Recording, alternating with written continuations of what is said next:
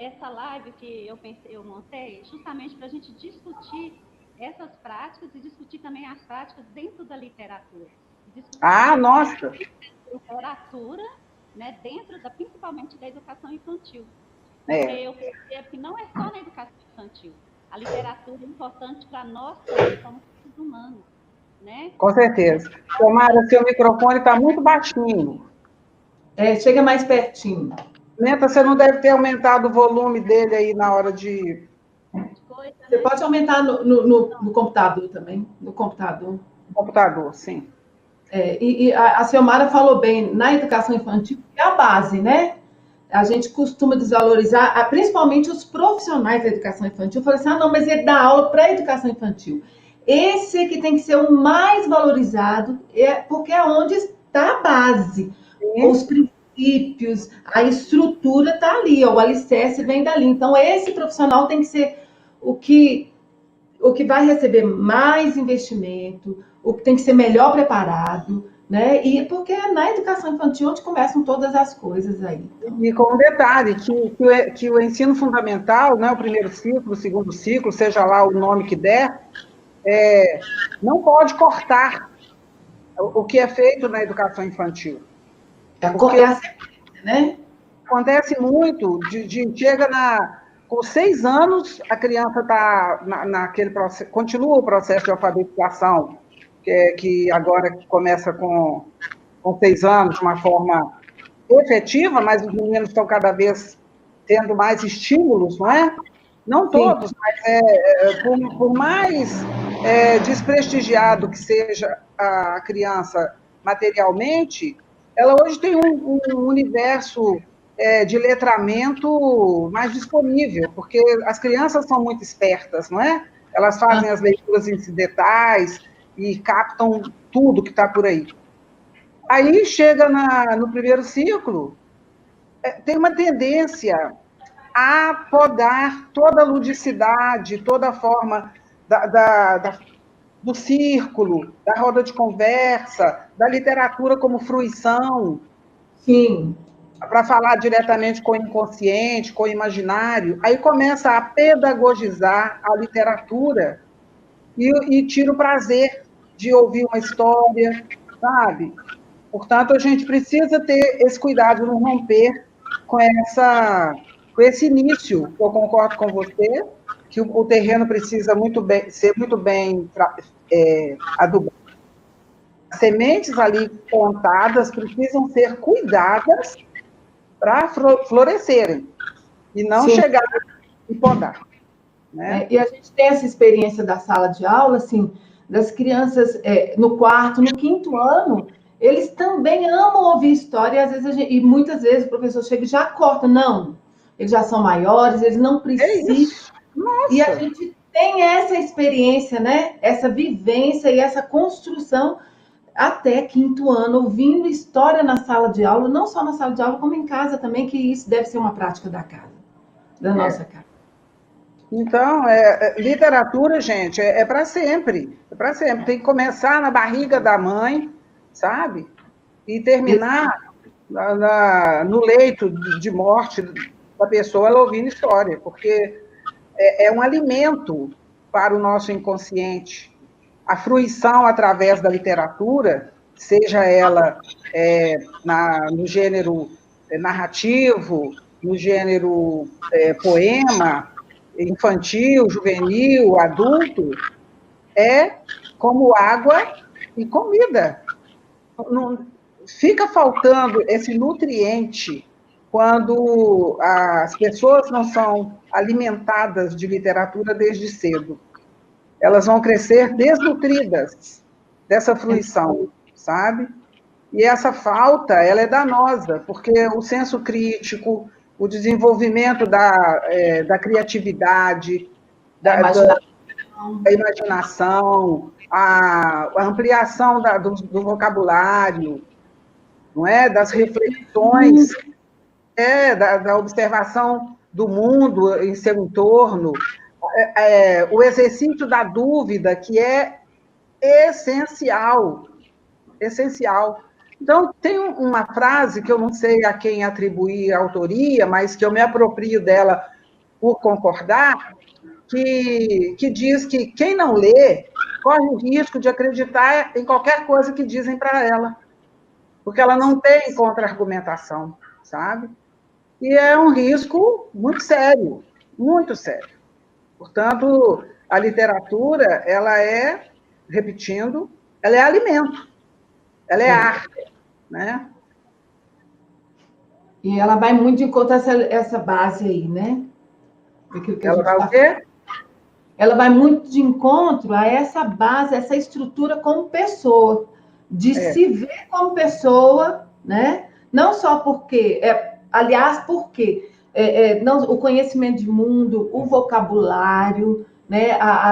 As formulações, até a construção do pensamento, do desenvolvimento cerebral, vem todo daí da construção desse lado também do emocional. Com certeza. Então, só para a gente falar dessa história do vocabulário, oi? Ela não vai de encontro, vai ao encontro. Ao Desculpa aí. encontro. Porque quando vai de encontro, como se tivesse... Trombando. Trombando. Vai ao encontro, quer dizer, acolhe. Acolhe. Nada, Silmara. Seu microfone está desligado. Está desligado. Seu microfone aí, clica aí embaixo. Está desligado, tem um tracinho assim, ó. Clica aí, aí embaixo. Na tela aqui embaixo tem um microfonezinho. Pronto, já coloquei. Isso. Né, a Edna Barbosa, todo mundo já conhece.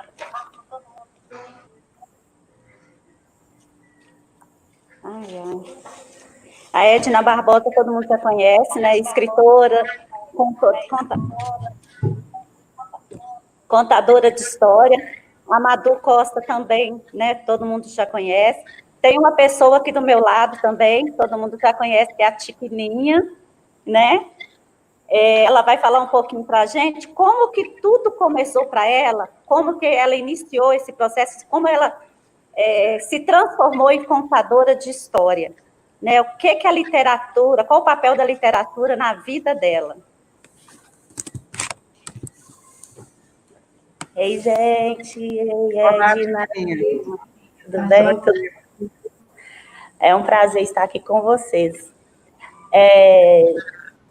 Eu comecei sendo monitora de inclusão há muito tempo atrás, ali no Miriam Brandão, né? Não tão muito tempo assim, né? E as diretoras, a diretora Gilda e a Edna, a diretora Gilda e a Alcimar, me davam sempre a oportunidade, juntamente com as professoras do Miriam Brandão, para sempre estar contando histórias, né? E assim, nas escolas, começou esse trabalho de uma professora ficar me indicando, e eu sempre gostei de história, contar histórias, porque desde o começo, assim, meu irmão me dava CD de histórias, e eu recebi o primeiro CD, foi do Roberto Carlos Ramos, eu começava a ouvir aquelas histórias maravilhosas, e eu só ouvia, e recebi muitas fitas também, né? E eu escutava muita história, mas nunca tinha visto uma contadora de história. E então o projeto Providência, que era com o Padre Mário, ele proporcionou essas atividades e levou uma contadora de história lá. E quando eu vi aquela contadora de história, pronto. Aí eu falei assim, gente, como pode, né? Essa contadora de história era a Sandra Bittencourt. E ela, assim, eu apaixonei do jeito dela, e Deus veio colocando Sandras assim perto de mim, porque agora eu conheço a Sandra Lene também, que é outra contadora de história que eu amo também. E então as histórias começaram na minha vida num momento muito difícil que eu passava, e então quando eu comecei a escutar história e me apaixonei por histórias, eu viajava naquelas histórias, e quando eu voltava, parece que eu voltava mais forte, sabe? para enfrentar tudo aquilo que, É isso mesmo. que eu vivia no momento. Eu morava no Castanheiras, a gente morava no barracão de lona, lá não tinha água, não tinha luz, e a gente reunia as crianças e contava história. Eu comecei a contar as histórias do Roberto Carlos, que eu sabia, né? Então, vou contar essas histórias do Roberto Carlos Ramos e eu vou contar outras histórias que meu irmão me ensinava, contava para mim, o Edson, e eu contava essa história para os meninos ali, à luz de vela, sem poste, sem nada, no meio da rua. E foi juntando crianças. E aquilo ali eu fui me apaixonando, me apaixonando. E até hoje, assim, eu acho que eu não sou ainda contadora de história. Eu estou me preparando para ser uma Edna, uma Malu, né? Então, eu estou me preparando para ser. Eu aprendo, eu gosto de ouvir vocês contando história, eu gosto de ouvir outros contadores de história, eu vou me aperfeiçoando, eu quero aprender mais e mais. Eu tenho muita coisa para aprender ainda, porque Todas hoje nós. eu sei que só eu gostar de contar história não está me bastando, não está me cabendo dentro de mim mais. Eu preciso de aprender mais, sabe? Técnico mesmo, aprender a contar história para mim se sentir mais prazerosa, porque eu me divirto contando história. Eu gosto de contar história porque eu me divirto. Então, eu não fico presa em muita coisa, eu me divirto. Mas eu sei que eu tenho que ter mais outras coisas, mais outros conteúdos. Muito bem. E você, Madu, como que tudo começou na sua vida? Olha, eu sou de uma família que eu tenho 6 irmãos e os meus pais sempre tiveram esse cuidado de contar histórias para nós, desde sempre. Eu sou a segunda e sempre nos deram disquinhos de histórias, além de contar histórias e de comprar livros quando começaram a vender as coleções de literatura. Meu pai sempre comprava para nós. Fazia parte dos presentes da árvore de Natal, livros de história, sempre. Então, eu sou de uma família leitora, uma família que cuidava desse letramento, né? Sempre meu pai lia jornal e mostrava para a gente como que deveria ser lido um jornal. Ele recortava as charges do jornal e colava num caderno, ele fazia coleção de charges e dizia para a gente: quem interpreta a charge, interpreta o mundo. E ele dava muitos desafios para a gente, sabe? Portanto, nesse ambiente de letramento, de leitura, de escuta, e meus pais também gostavam muito de cantar, minha mãe cantava muito, ia lavar roupa no tanque, punha umas latinhas para cada filha, com um pedacinho de sabão, um pezinho de meia, e punha a gente ali perto dela, muito sábia, né? Para olhar o que a gente estava fazendo, punha a gente ali pertinho dela, e ia cantando, ensinando para a gente as canções, às vezes contando histórias. E eu sempre fui uma menina, desde cedo, muito observadora, muito contemplativa da natureza. E eu já criava histórias, pequenininha. E minha mãe guardou algumas, anotou algumas, e quando eu comecei a ler, ela me entregou. E ela falava com meu pai: essa menina é poeta, essa menina é poeta. Então, a gente vai ouvindo histórias, vai ouvindo esses estímulos, que são profecias, e aquilo vai ficando na sua cabeça. Meu pai dizia: a cabeça é sempre erguida, o olhar é no horizonte. Ninguém vai caminhar a sua caminhada. Põe o pé no caminho e vai. Vocês podem tudo. Estamos no mundo, temos direito a tudo. Basta ir e fazer. Eu escutava isso, meu pai era um homem elegante, alto, de 1,97 m, sempre muito cheiroso, muito bonito, bem vestido. Quando ele falava isso, ele parecia para mim ter 10 metros.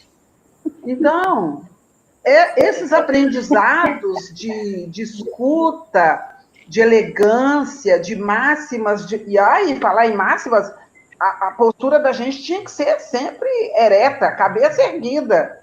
E leitura, leitura. Ele falava, a gente não tem dinheiro, mas a gente tem inteligência e criatividade. Então, vamos ler. Tem que ler para saber conversar. E ele falava assim, conversar. Tem que articular bem a boca. Tanto é que na escola, eu era a nojenta, porque todo mundo falava, nossa senhora, como é que essa menina fala com um R puxado lá na frente? Tudo dela tem que ser, professora, sabe? E aí sofria bullying, porque meu pai falava que eu tinha que ler bem, tomava leitura da gente, né? Tomar a leitura é ótimo, né? Tomava e eu devolvia para ele. É isso. Portanto, esse ambiente de letramento, de exemplo, porque a educação, eu tenho cada vez mais perto da certeza de que é a partir do exemplo que se dá. Se eu não fizer e falar com o meu filho ou com o meu aluno para fazer, ele não vai fazer, porque ele não está me vendo fazer, ele está me vendo falar, está me ouvindo falar sobre aquilo, mas não está me vendo dando exemplo. Portanto, eu tive exemplos potentes. Com isso, eu cresci, e eu e os meus 6 irmãos, todos nós nos demos bem na vida, porque todo mundo procurou a educação, a formação. Então, quem tem menos tem a graduação, sabe? Todo mundo tá lá para os mestrados da vida, para os doutorados, e todo mundo muito. Ninguém tem problema de coluna, porque todo mundo aprendeu a andar bem ereta mesmo. Aí eu conserto. Ajeita aí, ajeita. Eu também, ajeitar. Tudo ajuda a fluir o ar, a deixar o cérebro mais disponível, mais receptivo. Então, foi assim que tudo começou e é assim que tudo continua. Então, falando para a Tuquinha, né? Tiquininha. Tiquininha, desculpa aí, Tiquininha. Falando para a Tiquininha, porque ela também me chamou de Malu, então eu estou dando o troco para ela, é Madu. Viu, Tiquininha? Madu. Eu sou dessas. Tiquininha, a gente não para de aprender enquanto a gente está viva. Então, não venha com essa história de que você não está pronta, que ninguém está. Quando você estiver pronta, minha filha, nós vamos estar lá bebendo o velório. E eu espero que demore bastante. Quando a gente está pronta, a gente morre. É assim, sabe? Portanto, não existe isso. E você é uma contadora de história uma vez que você já conta a história. Não existe. Tem técnica, sim, mas tem gente que já estudou em vários ateliês de contação de história e é péssima contadora de história. Porque não vai ser a técnica que vai definir a qualidade da contadora de história. É exatamente o que você disse aí, você se diverte enquanto conta a história. E quando você se diverte com o que você faz, a garantia de que o outro está divertindo é quase que 100%. Sabe? A gente não vai atingir 100%, mas vai atingir 99,9%, mais ou menos assim. Vamos lá. O professor que ama que ama o que faz, ele não se cansa nunca, né? É isso, gente. Eu falo que se tem uma profissão que precisa ser vocacionada, é a profissão de professora alfabetizadora, professora de educação básica. Pelo amor de Deus, quem não gosta de criança, quem não tem respeito pela infância, vai plantar batata. Porque... Ganha plantando batata. Pelo horário e pelo público, eu não posso falar outra coisa, né? Então, a gente fala, vai plantar batata. Porque é um crime. A gente afeta todos e todas que passam por nós. A gente pode afetar positivamente ou negativamente. Não é isso? E você, Edna, como é que tudo começou? Bom, eu tinha Na época eu tinha 9 irmãos, porque depois eu tive 12. Eu tive 12, depois eu tinha 9, depois eu tive 12. Era um crescimento, uma fertilidade, assim. Bom, o que acontece? Na escola é que eu fui ter contato com o livro. Então, a professora, nossa professora, já do primeiro, na época a gente falava primeiro ano, então ela tinha o livro As Mais Belas Histórias, da Maria Lúcia Casa Santa, né? E que são aí essas histórias que fazem parte até hoje do nosso cotidiano, do cotidiano da escola. E de vez em quando a gente comportava assim direitinho, eu era uma menina muito agitada, então a gente podia, ela abria o armário, pegava esse livro e deixava a gente folhear o livro. Então o livro, na minha época, era um objeto muito distante, né? E eu ávida por aquele objeto, né? Sonhava com o livro, até um dia que um amigo, um colega da sala, ganhou um livro do pai, que era caminhoneiro. E a primeira coisa que eu fiz foi pedir emprestado, né? E era uma coisa assim que ninguém emprestava. E ele gostava, era o único colega que gostava de mim, imagina, porque eu tinha os 1001 apelidos, né? De preto, de cabelo duro e tantas coisas. E aí esse menino, que eu sempre tive muito cabelo, né? E esse menino, esse colega Heron, me emprestou o livro. Eu lia o livro dia e à noite. Eu lia o livro tanto que para onde eu ia com o livro debaixo do braço.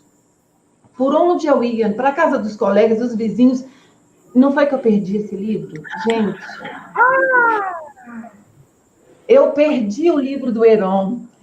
E foi uma situação muito complicada, porque eu tive medo de voltar para a escola, até que a gente conseguiu resolver, né? Minha mãe conseguiu resolver com o pai do Heron, porque livro naquela época era assim, era algo de muito valor, né? E tudo isso era para ter me afastado, me distanciado cada vez mais da literatura, mas acabou me aproximando mais. E até que eu ganhei um livro de poesia.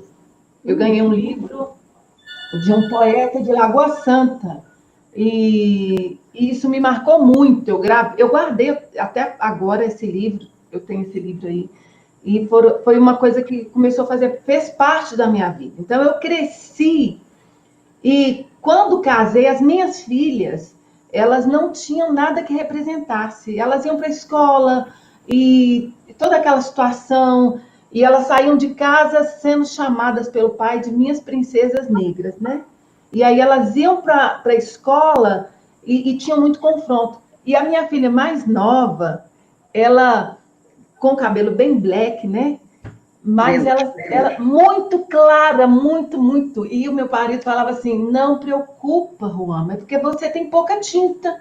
Mas você é a princesa negra do pai e tal. E até que ela chegou na escola e teve uma discussão sobre preconceito racial, sobre toda essa questão. E ela falou, professor, é muito bom ser negra, é muito bom. E os colegas, na hora, foi uma discussão na sala, porque eles falaram para ela, você não é negra. Pronto, que essa menina chorou tanto para voltar na escola. Porque chegou em casa falando que os colegas falaram, mãe, meus colegas falaram que eu não sou preta. Pronto. E aí foi um problema, e eu já escrevia histórias para elas. Inclusive, eu tenho a primeira história, escrevi para elas. A primeira história eu escrevi, mas eu fui contar primeiro, fui contar também na UMEI, quando trabalhava lá. E era a história do Birosca, o peixinho que queria fugir de casa por causa dos presentes que ele ganhava. Eu falo sobre a questão ambiental. Mas aí eu comecei a pensar nessa seriedade e comecei a escrever histórias onde elas se sentissem representadas, né? Nesse dia, essa história, né, da Bigu, que virou um livro, Bigu, a menina que tinha o microfone na barriga, porque a Bigu sempre quis ganhar tudo no grito, sabe, Ciomara? Tudo assim. Então eu tinha que falar para ela, Bigu, abaixa o volume, né? Bigu, porque meu marido chamava ela de Bigu e ela quis ganhar no grito lá na escola, né? E a gente explicou para ela, você não precisa ganhar no grito. Você é quem você é. Você é a princesa. Você que sabe quem você é, né?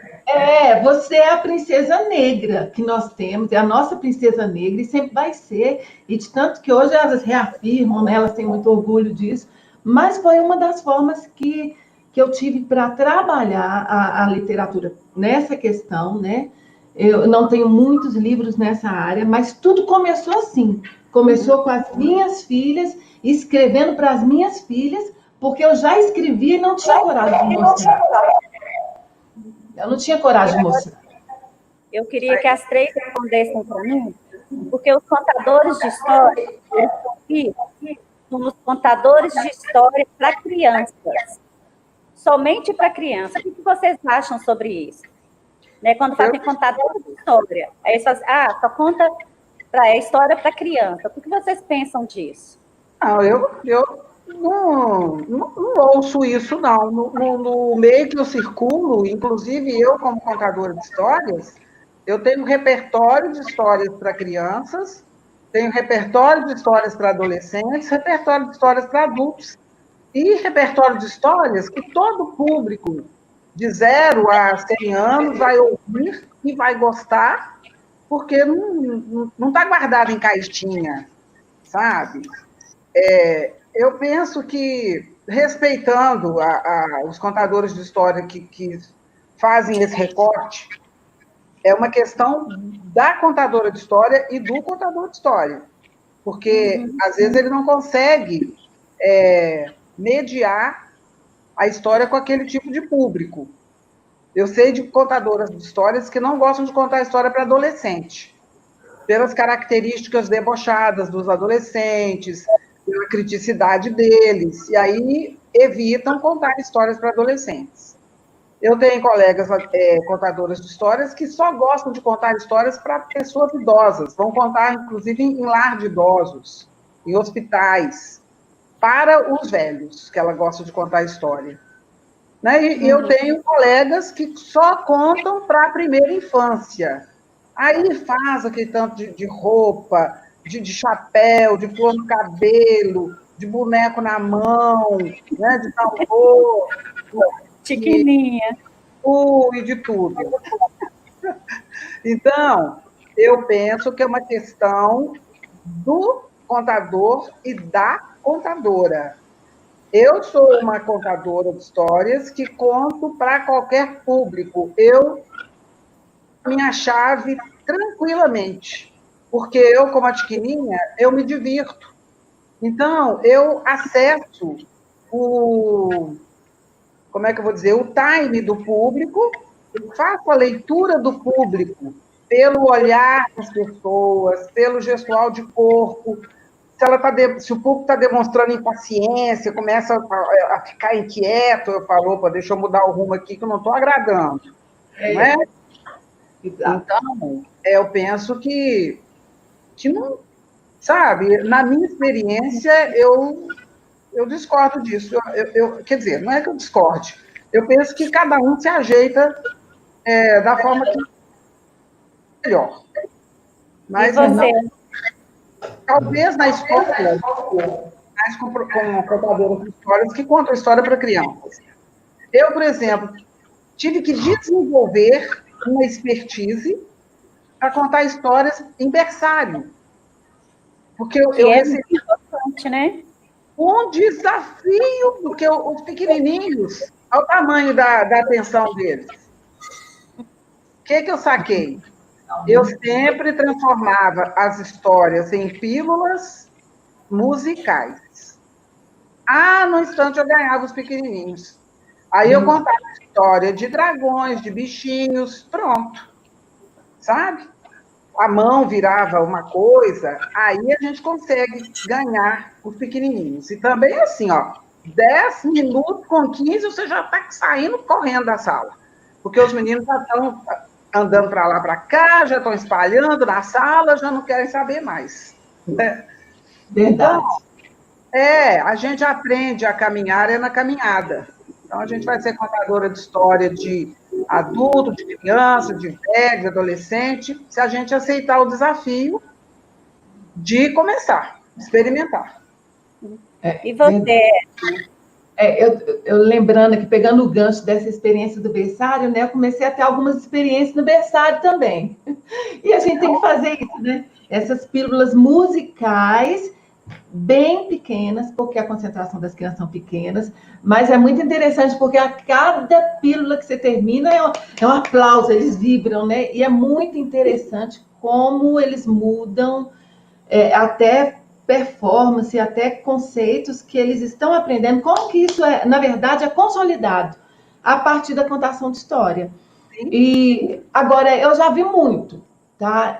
Muito pessoal, quando falo contadora de história, eles, então tá, porque só para criança, a gente conta história só para criança. Não, eu também penso assim, amo contar história para adultos, gente, mas eu apaixono, né? É ótimo contar história para adultos, é o melhor público que existe, né? Principalmente o idoso.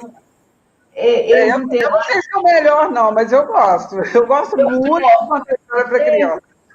Gente, não, eu sou contador de história, eu gosto de contar história para todos os públicos, mas é muito interessante você contar história para o adulto, porque a impressão que eu tenho é que na hora vem uma enxurrada de memória afetiva e eles se envolvem de uma forma e que é muito interessante. Então, já tem uma frase, quando tem adulto, e muito adulto e criança, então já tem uma frase típica, crianças, olha, nós vamos contar uma história para o adulto que criança pode ouvir. Então, preste atenção, porque eu preciso da participação de vocês para que os adultos aprendam essa história, ouçam essa história.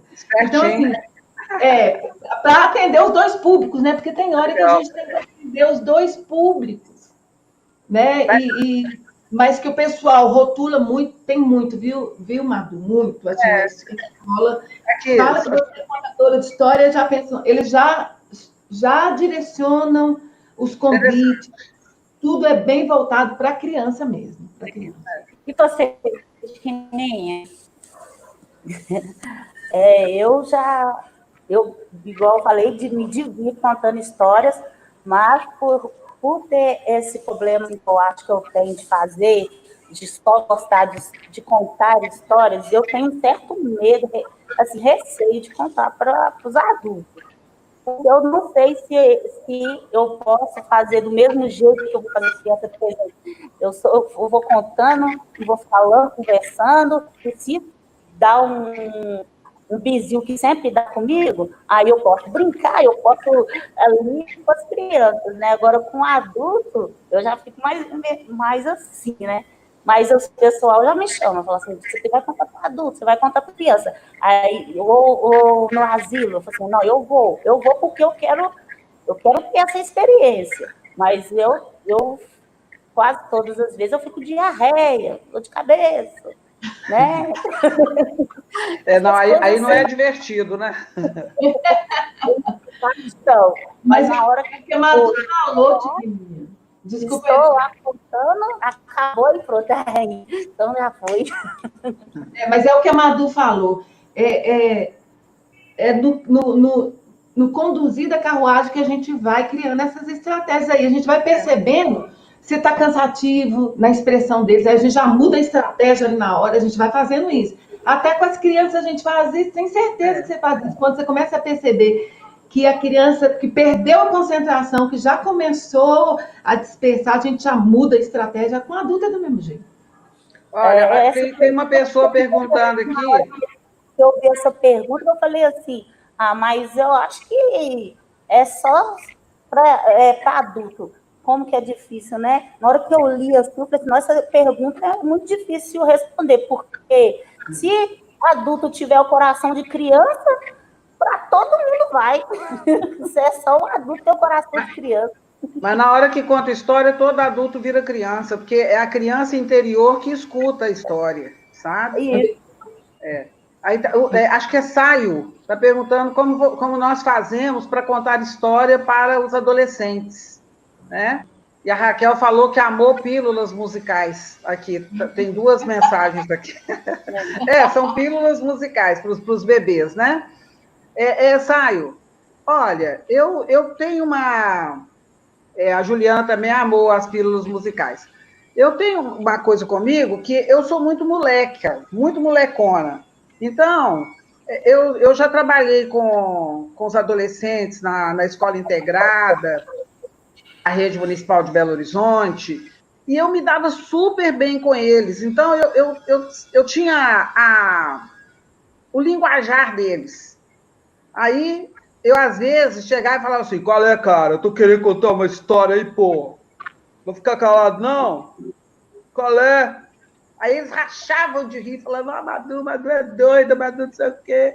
Aí eu falava, caramba! Aí eles, ó, quase que ela falou um palavrão.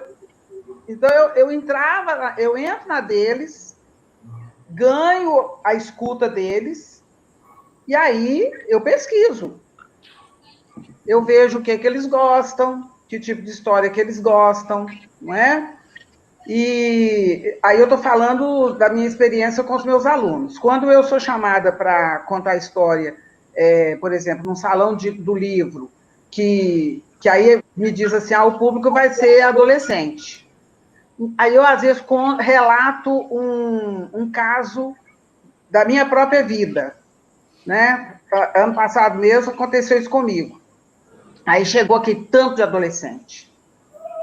Aí eles iam chegando, me olhando assim, aí uns começam, né, a zoar, aí eu começo a imitar eles, sabe? Aí eles olham assim, o outro olha assim, aí eu chego e falo assim, aí, beleza, sabe? Vou lá, cumprimento, falo do boné de um, falo do cabelo da outra, falo da calça jeans da outra, falo, nossa, mas vocês gastaram tudo, hein, para vir para essa contação de história. Aí eles vão relaxando, vão vendo que eu sou de boa. Então, quer dizer, a minha arma é a sedução. É a sedução. Respeito e sedução, sabe? Então, os meninos ficam relaxados, eles estão vendo que ali vai ter coisa engraçada, e tem isso.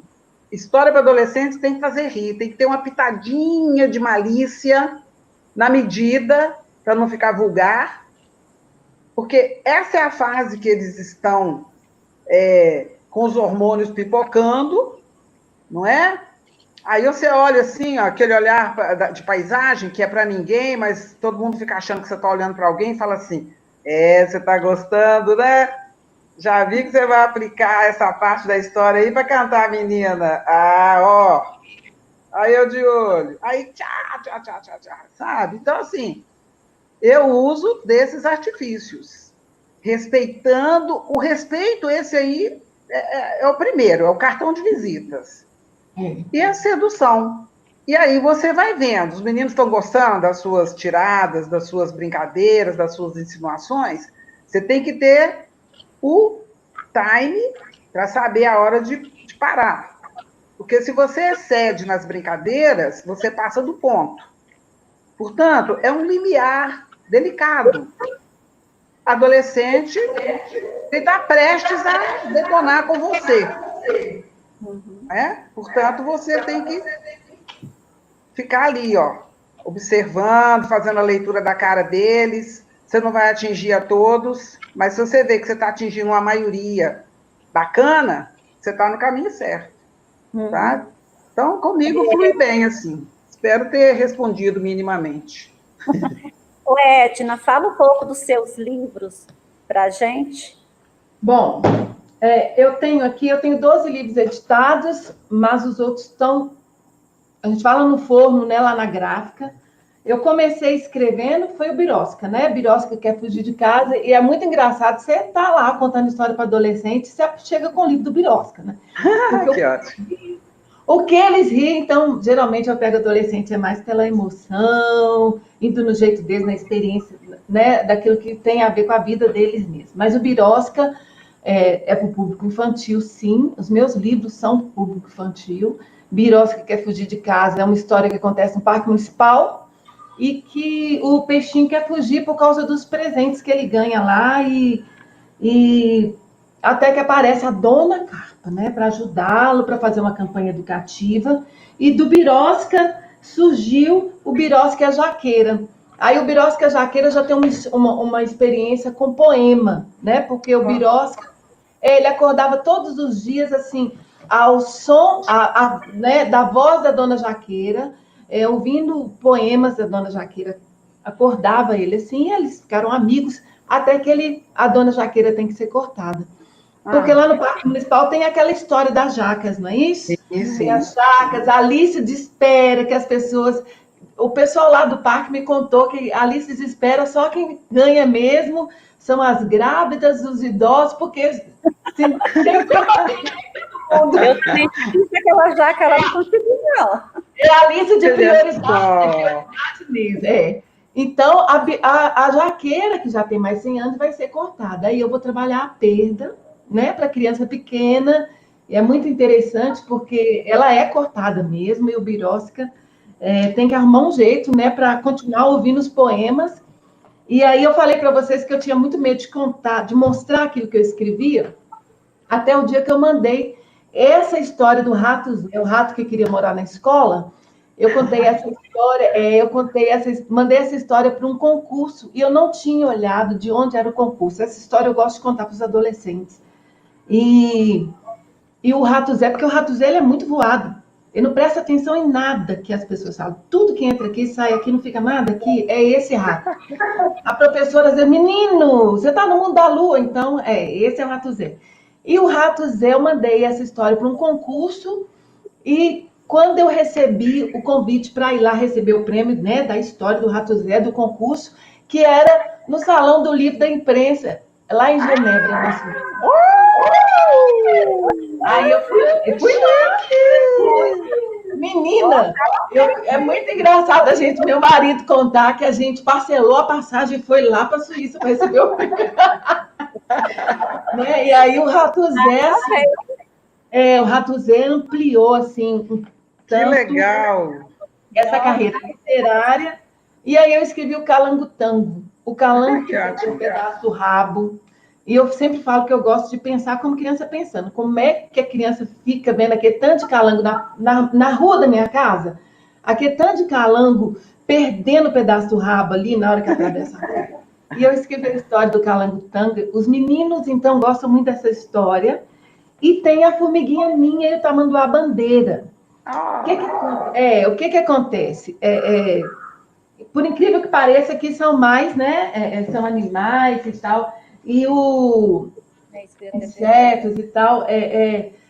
E os outros livros têm personagens, os personagens são humanos, né? Que tem a Bigu, tem o Tilico, tem o Tunico e a Pipa, né? E tem os outros personagens, o Zé do Vale, né? Que o Zé e toda a história lá do Vale, tem as outras histórias. Mas o que acontece?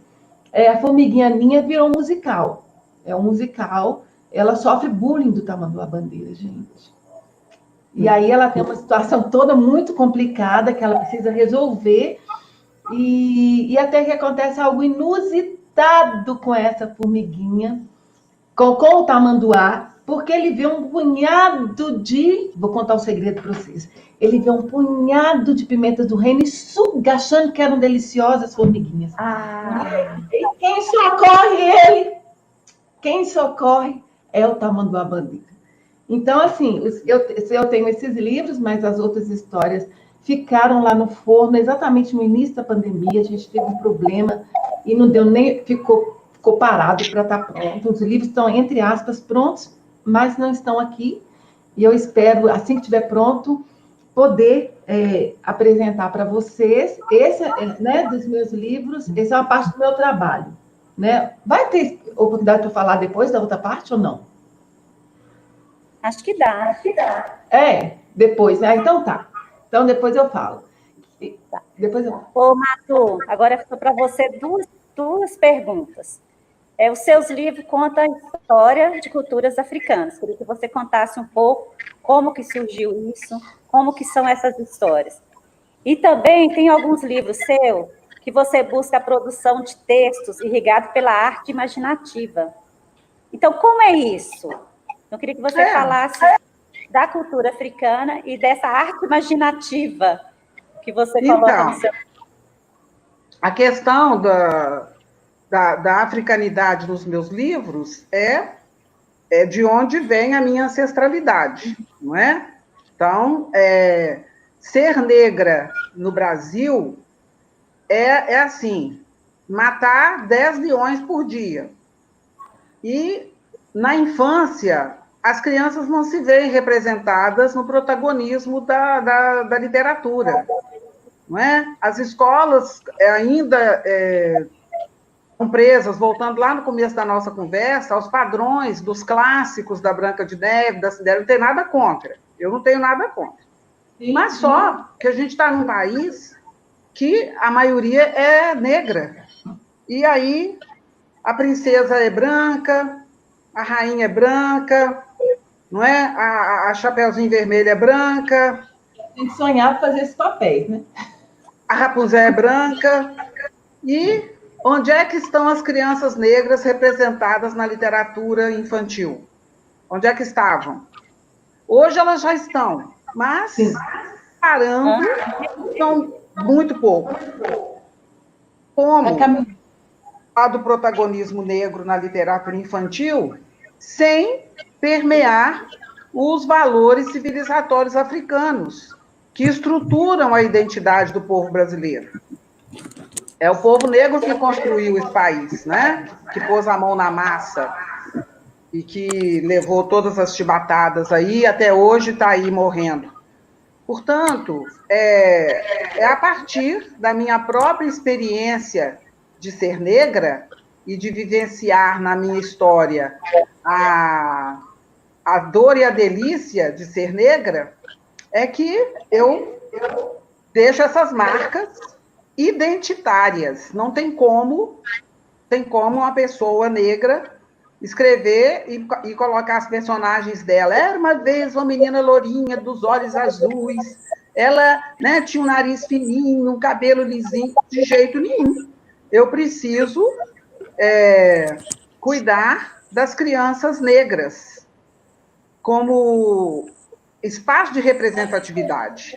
Aí algumas pessoas falam assim, mas você escreve só para as crianças negras? Aí eu falo, aqui, Chapeuzinho Vermelho, Rapunzel, foi escrito só para criança branca?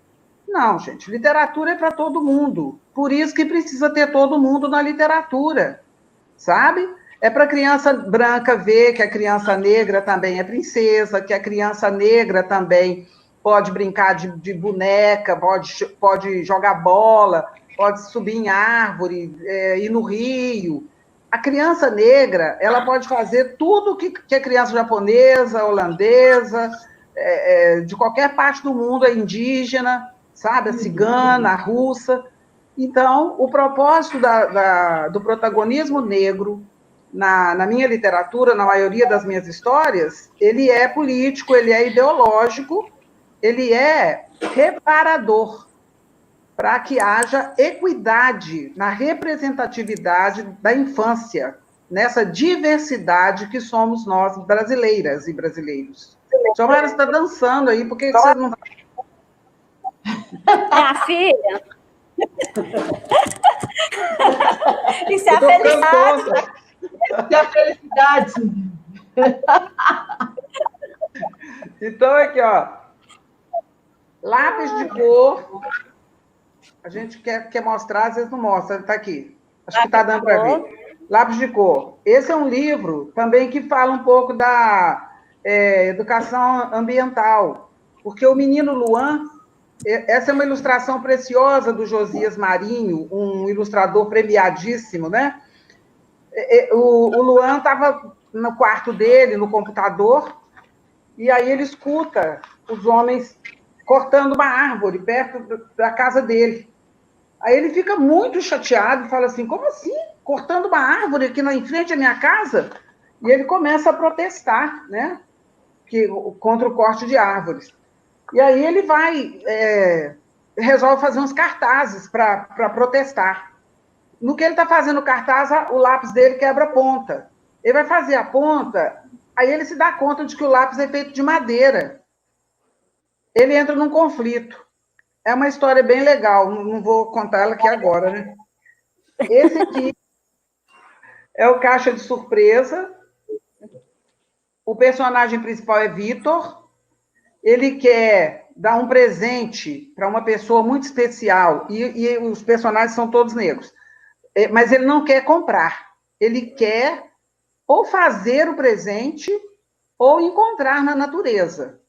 Então, ele procura de todo jeito, de arco-íris que ele tenta pegar, a chuvisco guardado num vidro para tentar, mas ele não consegue. Aí, no final, ele encontra uma solução surpreendente, que, obviamente, eu não vou contar, porque senão estraga a história. A surpresa do livro. A surpresa lá na última página do livro, da caixa de surpresa. Tem esses dois aqui, ó. Alguma coisa, Edna? Oi? Ah, meninas negras, as meninas amam as meninas negras aqui na escola. Ah, é verdade. Exatamente. Meninas Negras, Picoumba e o Tambor de Ambê são os dois livros que mais vende da minha autoria, exatamente porque eles têm o propósito de apresentar crianças negras em situações positivas, falando do que é importante ser negra, do quanto que elas gostam. Então, são livros mais paradidáticos do que literários, porque eles cumprem a função de apresentar crianças negras afirmando a sua negritude, não é? E denunciando o racismo, chamando para refletir a importância da diversidade, do respeito às diferenças. Não é isso? Então, eu sempre vou citar o continente África, porque é de lá que vem toda essa história, né? Então, sempre vai ter o mapa. Esse aqui, por exemplo, a Dandara, ela quer um bicho de estimação, ela quer um... Primeiro eu faço a descrição das meninas. Dandara é uma menina negra, olhos grandes, esperto, sorriso aberto, né?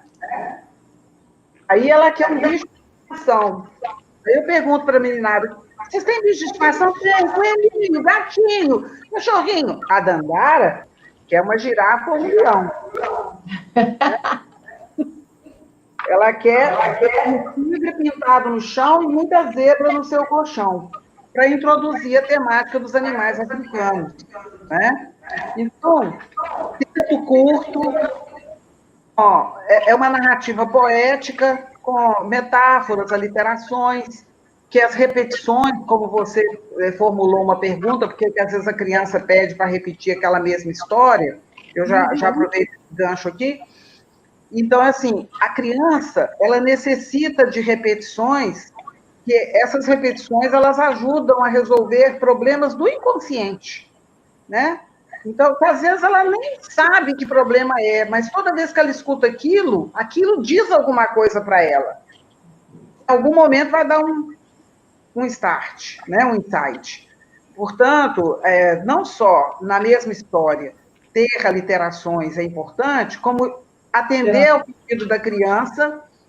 Conta aquela história de novo. Aí a gente conta. Se a gente inventar alguma coisa, contador de história inventa coisa, né? Não é assim que você contou da outra vez, né? Então, assim, as histórias para a primeira infância, elas têm um caráter formador do cérebro, das conexões, para além da diversão, para além de uma série de benefícios da escuta. A criança está com 500 hipóteses na cabeça, né? As perguntas filosóficas. E, às vezes, ela encontra alguma pista naquela história. E ela quer ouvir, até aquilo se resolver dentro dela. É mais ou menos assim, né? Tem esse livro que eu gosto muito, que é o Cadastro Amarrado. Esse eu já vi. É a história da Mariana. E aqui é uma história de uma menina negra com uma professora branca que pega no pé da Mariana, porque a professora é racista, né? E aí o jeito que ela tem de implicar com a Mariana é ficar mandando ela amarrar o cadastro o tempo todo. E Mariana é lúdica, é sonhadora. Aí, já viu. E tudo que Mariana quer é que a professora largue do pé dela e dê um abraço nela.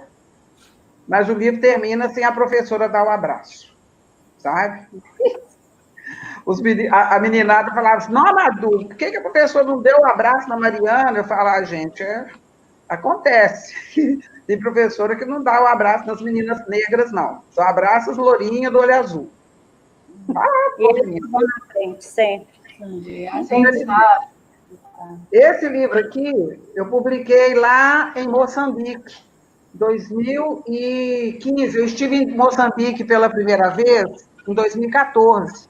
Fui participar de um festival de cultura do país, a convite de um jornalista amigo meu. Aí ele me convidou e falou assim, ô Madu, você podia trazer seus livros para apresentar aqui. Aí eu falei, mas o festival não é nacional? Ele falou, vira internacional. Ah, achei bonitinho demais, né? Aí, tá vendo? Meninas, isso foi tão maravilhoso que eu fui, levei meus livros, a editora Alcance me viu, me ouviu, me chamou para publicar na editora de lá, a editora Alcance. Aí saiu esse livro, Os Cabelos de Mayla e Outros Contos. São 3 histórias nesse livro. O que dá o nome ao livro. Só falta Tiquilinha virar internacional, né? Que vocês já são. Pois é. Gente, e essa história também... Eu vou começar a escrever livro também. Por favor. A gente viaja, né, Edna? A gente viaja, você vê. De um jeito ou de outro. De um jeito ou de outro a gente viaja. A gente viaja, é verdade. Então, a editora Alcance me pediu histórias inéditas. Eu escrevi 5 histórias, assim, olha, eu estava lá toda, né, foi a minha primeira viagem internacional, foi para o continente África, e olha só, eu já era macaca velha, eu me dei de presente essa viagem de aposentadoria, tá entendendo, né? Então, foi em 2014, aí eu recebi aquele acerto da prefeitura, porque eu nunca tinha tirado férias prêmio, porque a mulher aqui é tarada, não tirava licença médica, não tirava licença para nada, só trabalhar, porque eu não podia deixar os alunos sem ela, né, queridinha.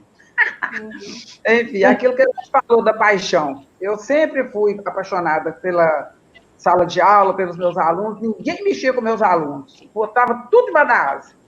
Meus meninos, era dentro da sala de aula, eu não punha na coordenação, se alguém chamasse atenção, eu virava uma onça, falava, deixa comigo. Isso aí.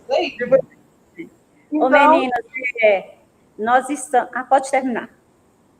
Tem esse, tem que querer. E tem esse aqui, ó. Atualmente eu tenho 15 publicações. São 10 literatura infantil juvenil, 5 literatura de cordel.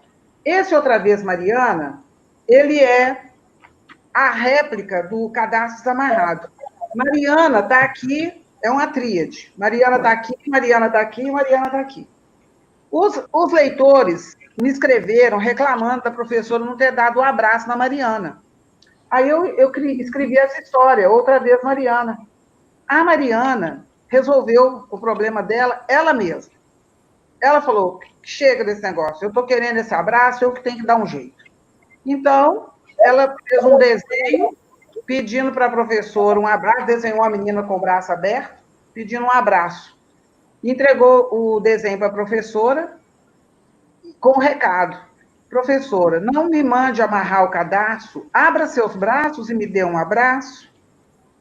A professora ficou toda sensível, deu um abraço na Mariana, rodou ela na sala, aí a meninada toda fez fila porque queria abraço também. Aí o abraço passou a ser o cumprimento da entrada da sala de aula todos os dias. A Mariana deu uma lição para a professora que ela acolheu, abraçou a ideia, para fazer um trocadilho aí, abraçou a ideia e mudou o jeito dela lidar com as crianças a partir do desenho da Mariana e do desejo da professora largar do pé dela e dar o abraço. Né? Aí, rapidamente, que nosso tempo está acabando também, né? E a pessoa que fala demais, esse aqui foi meu primeiro livro, A Janta da Anta. Foi o livro que me lançou como escritora. No ano 2000, então esse ano eu estou completando 20 anos. Assim como a Edna, eu estou com alguns livros no forno, que só não saíram por causa da pandemia, que eu preciso celebrar os meus 20 anos de publicação. Esse é um livro que fala dos bichos brasileiros ameaçados de extinção. É uma história divertida, sabe? Apesar do tema ser complicado. Eu tenho alguns cordéis publicados no folheto tradicional, são 5, um caiu ali, e tenho esse cordel-livro do Zumbi dos Palmares. E eu tenho publicação em livros coletivos, com outros autores, né? Algumas orelhas de livros de poemas de autores que me convidam, prefácios. Escrevo no jornal aqui do bairro, uma coluna chamada Os Guardados da Memória, e é mais ou menos isso. Teria que ter mais umas lives para a gente continuar falando, né? Com certeza. Tinha essas histórias, falando com a Tiquininha aqui, que a gente vai ter que marcar outro dia para ela contar as histórias que ela tinha preparado. Pois é, porque demorou muito a começar, né, pelos problemas técnicos. Essa internet, ela dá um banho, essa tecnologia, ela dá um banho na gente a todo momento. Mas estamos aqui, né? Não foi de um jeito, está sendo de outro. Essa história do cadastro, quando eu ouvi uma professora contar na sala de aula, porque eu era monitora de inclusão, foi muito... Eu fiquei assim, ouvindo e lembrando de mim, porque quando eu tinha um cabelo, eu tenho, né, até hoje, um cabelo que faz um sol assim, né, todo arrepiado. Aí a professora, eu fazia de tudo para o professor olhar para mim e até esticava, porque todo mundo fala, você tem uns olhos lindos, você tem um olho lindo, né? Esse olho verde, assim, lindo. Então, eu abri o olho assim, bem assim, para ela olhar, para ela falar que meu olho era bonito, porque meu cabelo eu achava que era feio, então olha para meu olho e fala que eu sou bonita, porque lá tinha muita menina do cabelo bom, né? Cabelo bonito. Ai, cabelo bom, não. Eu não ouvi isso, não, né, Tiquininha? Pelo amor de Deus. Cabelo bom. Mas na época, ela falava um cabelo bom. É verdade. Você não tem cabelo bom. Eu tenho cabelo bom. Então, eu escutava muito isso. Então, o meu cabelo, na época, não era um cabelo bom. Então, eu falava assim, eu não tenho cabelo bom, mas eu tenho uns olhos verdes, então olha para mim. E eu me identifiquei muito com essa história por causa disso. Gente, a Raquel perguntou que existe uma orientação quanto a não mostrar as imagens quando conta a história. Isso, gente, aqui, manda essas regras para as favas, porque isso vai depender de onde e para quem que você está contando história. Você vai contar a história para menino pequeno, a primeira coisa que eles falam, deixa ver, as crianças querem ver as ilustrações. O público de hoje é mais visual do que auditivo. Portanto, as ilustrações são um recurso maravilhoso para animar o ouvinte a querer saber da próxima parte da história.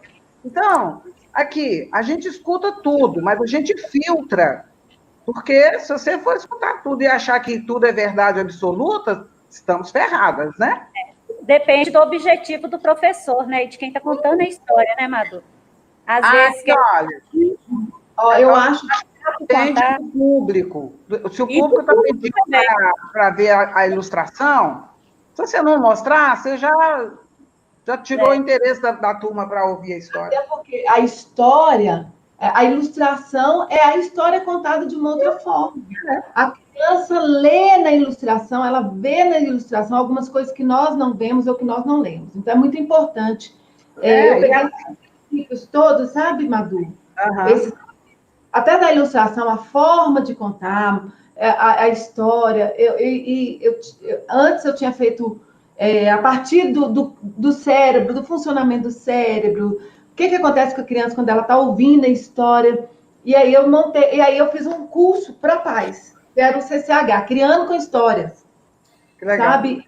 E aí, como o curso ampliou, né? Porque a gente acabou... A contação de história ela é tão maravilhosa que ela acaba ampliando um leque na vida da criança. E aí o curso ampliou e ele ficou muito maior. Eu estou até agora fazendo Eu estou fazendo uma semana Pais Melhores Filhos, e onde dentro do curso eu coloco esse curso, o CCH, Criando com Histórias. Aí é só para... Onde eu dou muitas dicas mas as dicas todas, eu dou um curso mesmo para os pais levarem para dentro de casa e entender a importância que é a contação de história na vida da criança, no crescimento. Escutar a história é terapêutico. Isso é confirmado, é estudado. Tem teses de mestrado, de doutorado, que dão conta disso com fundamentação teórica consistente, não é? Portanto, contem histórias, mostrem as gravuras, porque a gravura ela vai confrontar o ouvinte com o que ele imaginou sobre aquilo que ele ouviu. Então, quando o público pede, mostra a gravura, gente, ele já te deu a dica. Aí mostra, sabe? Tem várias maneiras de fazer isso. Se o seu tempo está curto, você fala assim, olha, eu vou contar a história, depois eu vou deixar o livro passar aí de mão em mão. É uma. Ou então, tem gente que usa o recurso do slide. Vai contando a história para não ficar mostrando toda hora, abre o livro, volta, abre, volta. Faz o recurso do slide, numa televisão.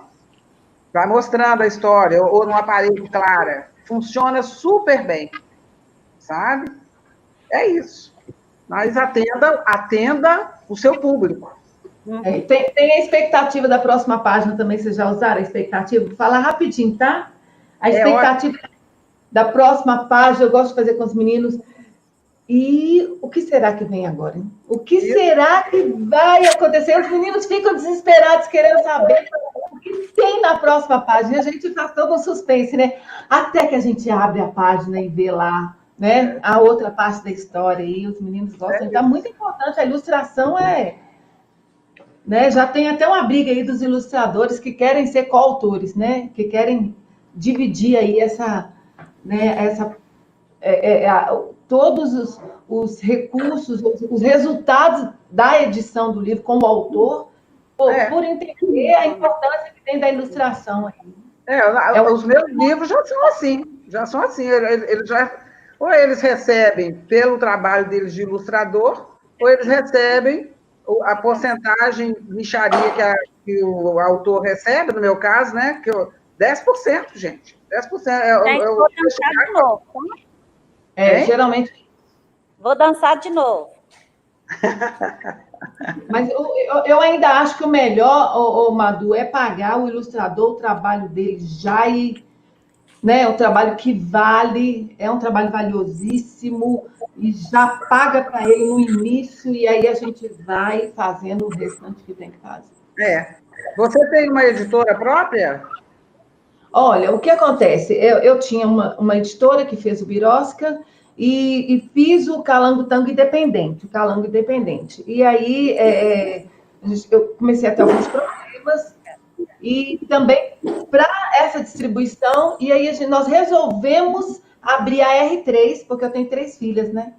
A Rafa, a Riz e a Ruama. E aí a gente abriu a R3 e eu estou relançando os livros agora, eu vou relançar os livros agora, todos eles com o selo da R3 Editora. Quero falar com você, tá, bonita? Tá, bonita.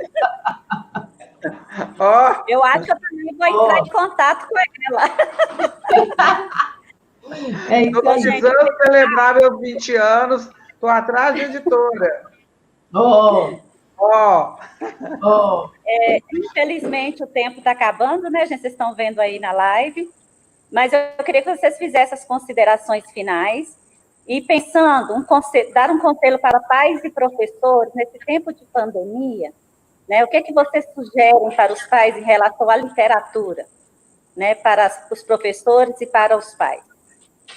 Gente, em tempos de pandemia, olha, conta história para essa meninada.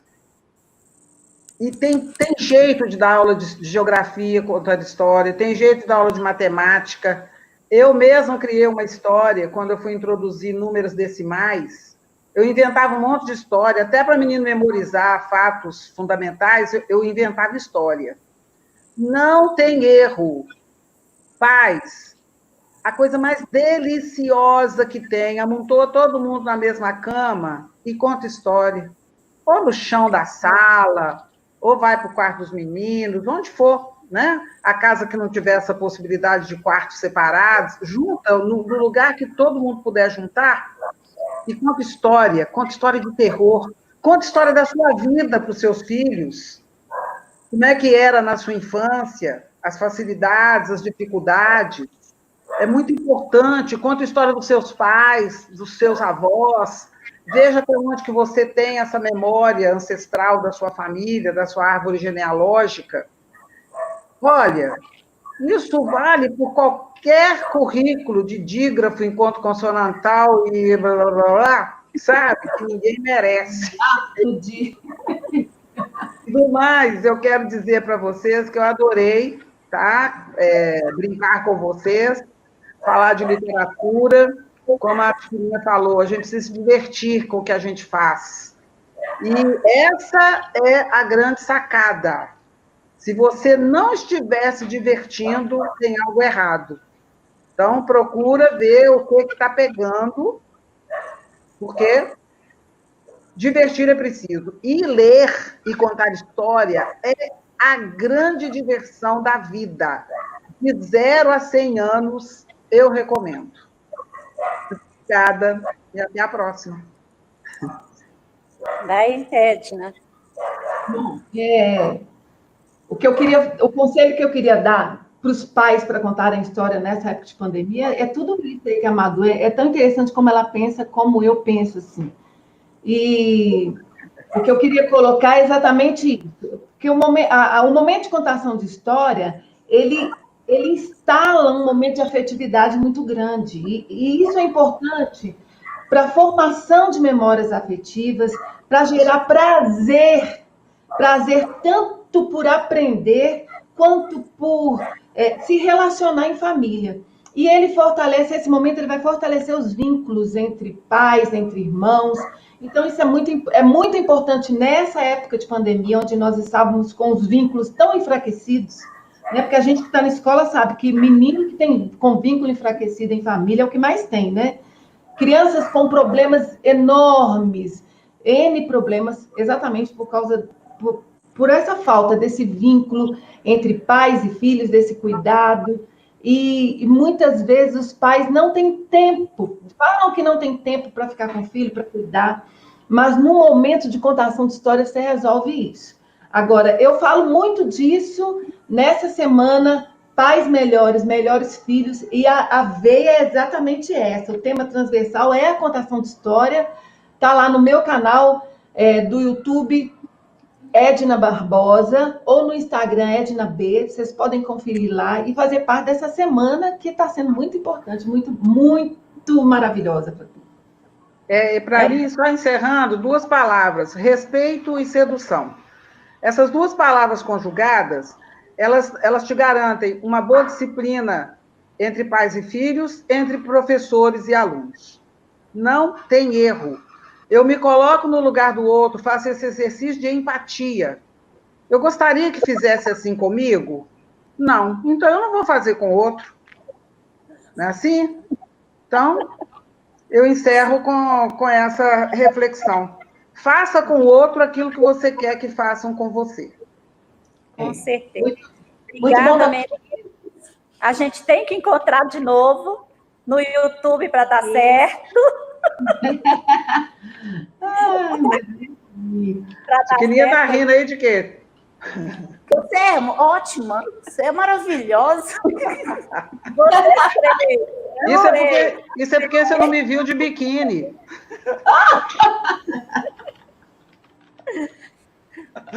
Obrigada, meninas. Até a próxima. A única coisa que eu tenho para falar foi isso tudo que vocês falaram, concordo com tudo, pais e filhos, se divirtam-se, ó, brinca bastante, conta muita história.